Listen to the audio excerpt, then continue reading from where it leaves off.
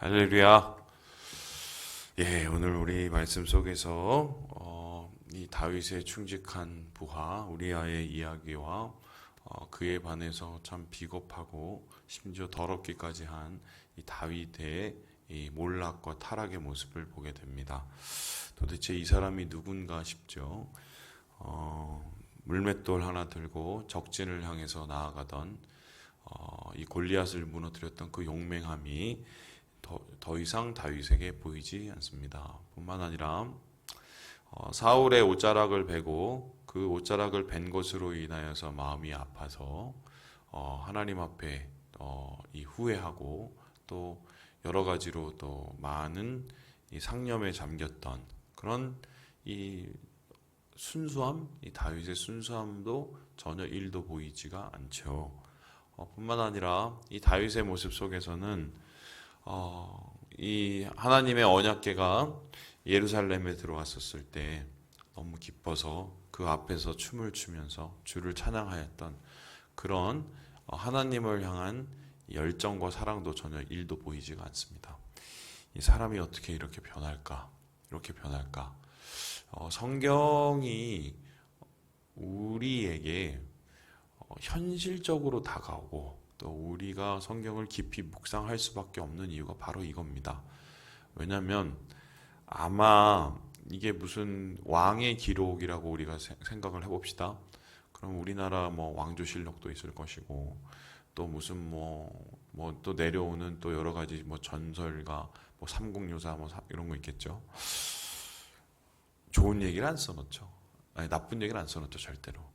그 왕에 대한 뭐 특별히 치적을 얘기할 사람이면 웬간하면은 나쁜 거는 작게, 좋은 거는 크게 부풀리는 게 그게 이 역사가들이 소위 말하는 이 정의입니다. 왜냐하면 정의도 인생과 역사 앞에서는 이 힘 앞에 굴복을 할 때가 많거든요. 그런데 성경은 그렇지 않죠. 다 적습니다. 절대로 빼먹지 않고 낱낱이 기록을 합니다. 특별히 이 성경에 나타난 역사 중에서는 두 가지 부류의 역사가 있는데 그냥 이 궁중에 있는 역사가들이 쓴 역사 그리고 궁중 외에 있는 선지자들 그러니까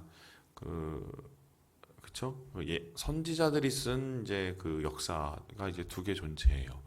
첫 번째 게 이제 역대기라면은 두 번째 게 이제 열왕기, 뭐 사무엘서 이게 이제 뭐 이 선지서의 전통에 의해서 내려온 역사인데 특별히 이제 선지자들이 쓴 이 역사, 이 선지자들의 명맥을 이어가는 그 역사가들에 의해서 써진 역사들은 하나도 남김없이 그대로 다 고발하듯 다 적습니다. 이게 얼마나 무서운가 하면 이 다윗이라는 왕은 유대 왕국을 세우고 그 왕국을 하나님을 위하여서 주님의 뜻을 위하여서 세우기 위해서 노력을 했던 사람이고 그리고 그의 치적이 어쩌면은 가장 이스라엘의 영광스러운 자리로 유대 백성을 올려놓을 정도의 평가를 받을 수밖에 없는 사람입니다. 그럼에도 불구하고 아닌 건 아닌 거죠. 우리의 삶을 하나님이 그렇게 바라보시고 기록하신다고 생각을 해보세요. 우리가 이때까지 살아오면서 하나님 앞에 보였던 충성도 있겠죠. 그리고 교회를 위해서 애썼던 헌신도 있을 것입니다. 그리고 누군가를 돕고 누군가에게 힘이 되어준 또 선행도 있을 것입니다. 근데 그런 것뿐만 아니라 우리가 하나님 앞에 저질렀던 죄, 또 사람을 미워하고 또 사람을 때로는 헐뜯었던 여러 가지의 일들, 또 심지어는 원하지 않는 상황이었음에도 불구하고 하나님의 거룩과 교회의 온전함을 훼손하였던 여러 가지의 모습, 그런 행동들이 있다면 하나님 그거 다 기억하십니다. 다 기록하죠. 그렇다면 좀 질문을 해보겠습니다. 굳이 이렇게 치밀하게 다 고발하지 않아도 되지 않을까요? 특별히 다윗은 회개했단 말이죠. 회개해서 하나님 앞에 이 죄에 대한 부분을 어떻게 해요? 보응을 받았어요. 보응을 받고 또 거기에 대해서 하나님 앞에서 용서를 받았단 말이죠. 그러면 그냥 좀 대충 넘어가고 아니면 뭐 적더라도 좀 작게 좀 기록을 할 것이지. 이렇게 뭐 11장, 12장, 뭐 심지어는 이제 나중에 압살롬의 이야기조차도 이 구도에서 풀어나가거든요. 이렇게까지 너무 정말 발가벗길 이유는 도대체 뭘까? 우리가 생각해 볼 수 있겠죠. 그런데 그것은 나단 선지자가 다윗에게 했던 그 말을 잘 들어보면 이해가 됩니다. 하나님께서 다윗의 이 저질렀던 이 행동과 죄를 다 벗겨서 적나라하게 고발을 하죠. 나단 선지자를 통해서요. 심지어는 다윗은 그 나단이 자기를 욕하고 자기를 비난하고 있는지조차 모를 만큼 영혼이 딱딱해졌거든요. 그럼에도 불구하고 나단은 하나님께서 원하시는 그 뜻을 받아서 다 고발해 버립니다. 왜요? 그렇게 해야 다윗이 살기 때문이죠. 왜 하나님께서 우리를 부끄럽게 하실까요? 왜 하나님께서 우리를 삶 속에서 어렵게 하실까요? 그렇게 안 하셔도 되는데 좀 봐주고 넘어가시지. 봐주고 넘어가면 편할지는 모르지만 평안하지 못합니다. 영혼이 망가지기 때문이에요. 오늘 이 다윗이 만일에 여기서 그냥 멈춰져 있었고 이거를 그냥 대충 가리고 갔으면 다윗도 영원하지 못하고 다윗의 나라도 영원하지 못했을 것입니다. 여러분 이렇게 뉘우치고 무너져서 하나님 앞에 다시 세우짐을 당한 다윗임에도 불구하고 다윗을 이은 솔로몬에 의해서 나라가 무너지죠? 오늘날도 마찬가지입니다. 선줄로 생각할 때가 제일 위험할 때예요. 먼저 된다고 생각할 때가 제일 위험할 때입니다. 왜냐하면은 바로 그때 우리의 마음속에 내가 조절하지도 못할 그 무언가가 꿈틀대고 올라오기 때문인데요.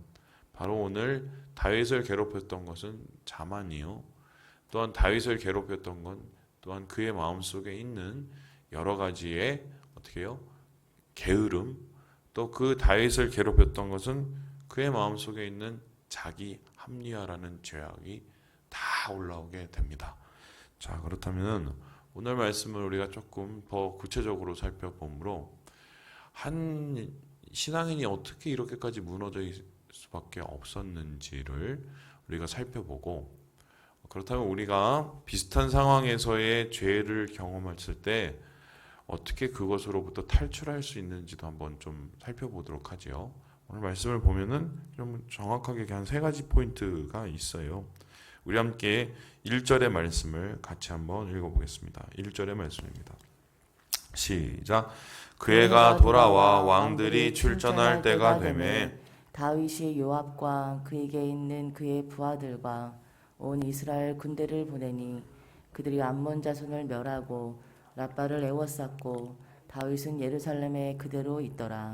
여기서 중요한 건 뭐냐면 왕들이 출전할 때가 되매, 그러니까 이 왕들이라는 것은 다윗을 포함한 주변에 있는 모든 국가들의 왕들입니다. 왕을 세우는 이유가 뭡니까? 앞에 올라가서 맛있는 거 먹고 좋은 거 누리라고 왕 세우는 게 아니죠. 특별히 왕을 세우는 이유는 군사적인 이유가 제일 많은데 백성을 지키기 위해서입니다. 백성을 지켜야죠.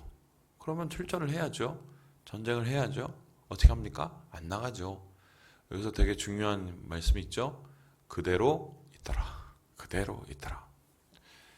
신앙은요, 사명을 감당 안 하고 소명을 감당 안 하면 그대로 있게 됩니다. 그대로 있으면 어떻게 돼요? 그냥 가만히 머무는 게 아니라 타락해버려요. 생각을 해보세요. 강물이 있어요. 강물. 강물에 배가 한 척이 있어요. 그 배가 있는데 그 배 한 척이 아유 귀찮아.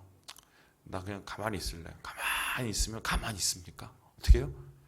물살을 따라서 떨어져 내려가 버리죠. 떠내려가 버리죠. 신앙도 마찬가지인데요. 우리가 싸워야 될 싸움이 있어요. 영적인 싸움. 또 지켜야 될 또 우리의 거룩이 있어요. 또 우리가 이루어야 될 사명이 있습니다. 이거 우리가 못하면 망가집니다. 저 이런 분들 여러 봤고요. 또 이렇게 무너지신 우리 목사님들도 여러 봤어요. 아유, 그땐 참 대단하셨던 이분이 왜 이렇게 무너졌을까? 이런 신앙적인 나태함들과 싸우지 않는 이러한 소명을 잃어버린 이 신앙은 결론적으로 타락으로 이어져요.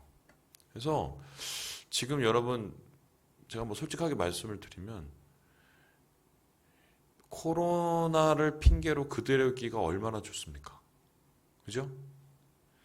왜냐하면 만나도 안 되고 나가도 안 되니 얼마나 좋습니까? 저는 지금 뭐 교회 나와서 여러분 뭐 자리 지키고 기도하라고 뭐 지금 이 말씀 드리는 거 아니에요.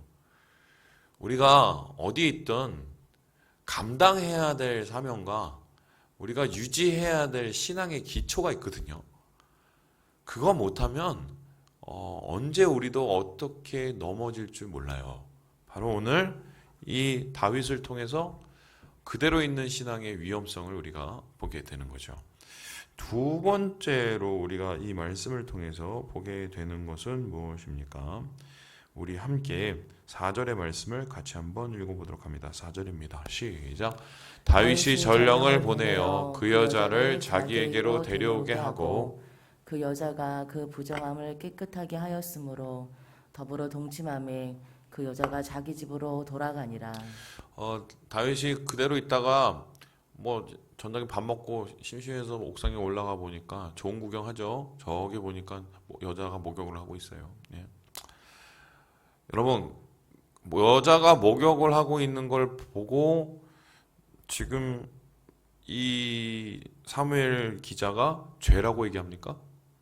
그렇게 얘기하지 않아요. 그렇죠? 우리가 삶 속에서 이렇게 막 세상의 부정한 것들에 노출이 될 때가 있죠. 그죠? 요즘에 보세요. 막 유튜브니 뭐 TV 이게 뭐 뉴스가 아니죠. 그러다 보면 그리고 어떤 사람의 막 혈기스러운 행동들 또 아니면은 말도 안 되는 또 이 뭐 비상식적인 말들, 비난들 이런 거 노출될 수 있어요. 그리고 심지어 뭐 여자 문제, 교회 안에서도 그런 게 있는데 뭐 세상은 어떻겠습니까? 그거 자체를 죄라고 하진 않아요. 어디서부터가 죄냐면 봤죠? 보고 나서 어떻게 해야 돼요? 품어요. 그렇죠? 품고 나서 어떻게 돼요? 계획을 하죠. 그리고 계획을 하고 어떻게 해요? 데려오죠. 그게 죄예요. 이 사단은 어떻게 우리를 참소하냐면은 야, 너 봤잖아. 이미 다 죄 진 거야. 어쩔 수 없어. 이렇게 우리를 참소해요. 그게 죄가 아니에요. 죄는 자극이 온 거를 비워내지 못하고 품고 계획을 하고 움켜잡으면 그게 죄인 거예요. 행동을 하면. 그래서 오늘 이 말씀을 잘 찾아보면 다윗이 죄를 안 질 수 있는 이 시간이 꽤 있었어요. 그냥 본 게 죄가 아니란 말이에요. 유혹된 게. 그런데 그 유혹을 걷어내지 못하고 어떻게 해요? 붙잡아 버리죠. 그리고는 그 엄청난 일을 저지르고 맙니다. 그런 것 같아요. 매일매일 우리가 말씀 앞에 서고 매일매일 주님 앞에 서야 되는 이유가 뭐냐면 이 유혹을 떨쳐내야 돼서 그래요. 눈 닫고 살 수는 없으니까 눈 닫고 귀 닫고 못 살잖아요. 하지만 눈이 더러워지고 귀가 더러워지면 우리가 할 수 있는 게 뭡니까? 씻어낼 수 있죠. 씻어낼 수 있어요. 씻어낼 수 있어요. 매일 저녁마다 아침마다 하나님 앞에 하나님 귀를 씻어주세요. 눈을 씻어주세요. 씻어낼 수 있죠. 그것이 나를 괴롭히지 않도록. 그래서 여러분 죄에 대한 생각을 좀 다시 해보셔야 돼요. 죄가 쉽게 지어지는 게 아닙니다. 죄를 짓기까지의 과정이 있어요. 아유, 목사님 어느 날 갑자기 확 했는데 그냥 내가 죄죠. 이거 다 뻥이에요. 거짓말. 다 과정이 있단 말이에요. 그 과정 속에서 주님을 일이라도 생각했으면 그렇게까지는 안 하거든요. 그래서 우리가 일상 속에서의 하나님 앞에 서는 매일매일의 삶이 얼마나 중요한 건지를 다시 한번 깨닫게 되는 거지요. 마지막으로 오늘 말씀 속에서 보게 되는 것이 무엇입니까? 우리 함께 우리 8절을 읽고 마무리를 해보도록 하겠습니다. 8절입니다. 시작. 그가 또 우리아에게 이르되 내 집으로 내려가서 발을 씻으라 하니 우리아가 왕궁에서 나가매 왕의 음식물이 뒤따라 가니라. 나가 싸워야 되는데 안 나가 싸우다가 죄 짓고, 씻어야 되는데 안 씻다가 품다가 죄를 짓고, 마지막에 어떻게 돼요? 돌이켜야 되는데 안 돌이키고 오히려 그거를 덮으려다가 더 죄가 커져요. 여기서 만약에 끝냈다면 그냥 여자 한 명 건들고 그냥 간음하고, 간통이죠. 결과는 간통하고 애 낳고 뭐 이러고 그냥 끝났을 거예요. 이 정도는 이제 어느 정도는 좀 이렇게 더러운 놈 뭐 이 정도 되는 거죠. 근데 이 더러운 놈이 못된 놈, 나쁜 놈이 되는 이 찰나가 바로 이 8절인데 어떻게 해요? 숨기려고 하죠. 숨기려고 하되 어떻게 해요? 완전 범죄를 만들려고 우리아라는 그 부인의 남편을 데리다가 대충 잠자리 하게 하고 자기는 뒤에 쏙 빠지고, 그러면은 사람들이 그냥 넘어갈 줄 알았던 거죠. 근데 우리아가 너무 충직해서 넘어가지 않았어요. 뭐 이게 하나님께서 인도하셨는 건지는 잘 모르지만 그것 때문에 우리아는 죽죠. 근데 한번 생각을 해봅시다. 만일에 다윗의 이 덮으려는 계획이 치밀하게 잘 성공을 해서 한마디로 우리아가 방에 들어갔고, 그래서 자기 부인하고 자고, 그리고 대충 이게 막 그 유야무야 됐다고 쳐보세요. 유야무야 된 거 맞나요? 사람들의 눈은 피했어요. 그런데 아직 남아있는 눈이 하나 있죠. 뭐예요? 하나님 눈이죠. 하나님 눈.